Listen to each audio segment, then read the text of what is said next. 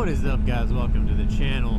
And last week, this right here was me. Now what this picture indicates is that I had the early stages of a heat stroke. And this video is really more of an informative so that it doesn't happen to you, rather than like an actual video of it happening. Because I didn't actually hit record on my camera that day. I just have some pictures from it. I was actually just leaving work, so I wasn't really thinking about recording anything, so I just kind of had it. But so here's basically what happened. I work in a mechanical setting, so I work in a lot of heat, mechanical rooms, and that day I believe it was somewhere in the high 90s with the heat index in the 100 plus, and then of course high humidity, so that also does not help the factor. The last 2 hours of the day I spent working basically directly in the heat and then in an attic space, and it was very hot, so that's pretty much the start of it.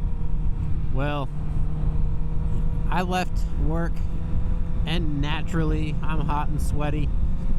I'm out there dying, and that's pretty normal for me. It's not uncommon for me to go home and my shirt is just drenched in sweat. So got my helmet on, went ahead and left work, and I think I rode for maybe a minute and a half before everything happened.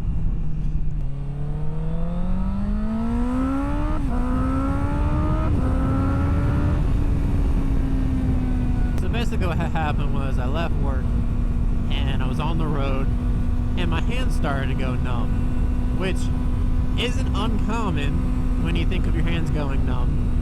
It's kind of more like, it was more than the normal hands going numb. Like it went fully up to like my wrists and past that. Like it was just like gone. But, I was kind of like, that's whatever, that's normal. But I was only riding for a minute, so really that wasn't normal. But then maybe 10 seconds after that, my feet started to go numb. And that just didn't feel right to me. And I was like, something isn't right with my body. I should probably pull over, maybe see what's going on. So I pulled over, and at that point, I was like, I'm not feeling good. Like, my body does not feel right. I struggled to get the kickstand down. Like, my bodily functions were not working. I could not move right. But I got it down, rushed to get my helmet off, and thankfully a coworker was behind me. He actually pulled up thinking that I had something wrong with the bike, and as he was walking up to me as I got my helmet off, he asked me if everything was okay, and I said no, and that's when I just fell backwards. So basically, I'm going to show you right here in this picture. You see where my bike is?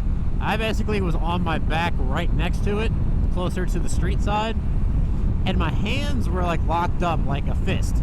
Couldn't move them at all. I couldn't even open my fingers, it is what it is. And then my mouth got stuck like I was trying to blow smoke rings. So I couldn't speak. It basically, the effects of a stroke, like my mouth was just not working. And then my vision went all fuzzy. I never passed out, which is good, but I definitely was struggling. Now I'm going to show you guys exactly how quickly it happened, just because it happened so quick, maybe 30 seconds. Alright guys, so this is basically right about the time when I started to feel my hands go numb, and then I want to say right about here is where my feet started to go numb. And I was like, I'm not feeling very good. I should probably pull over. So what I did was I came right over here. You'll even see it in the picture. I made it till right about here. And then I struggled to get my kickstand down.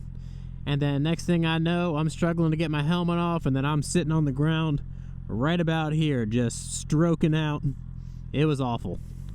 I don't recommend it. Now all of this was caused by a mixture of heat exhaustion and a little bit of electrolyte deficiency.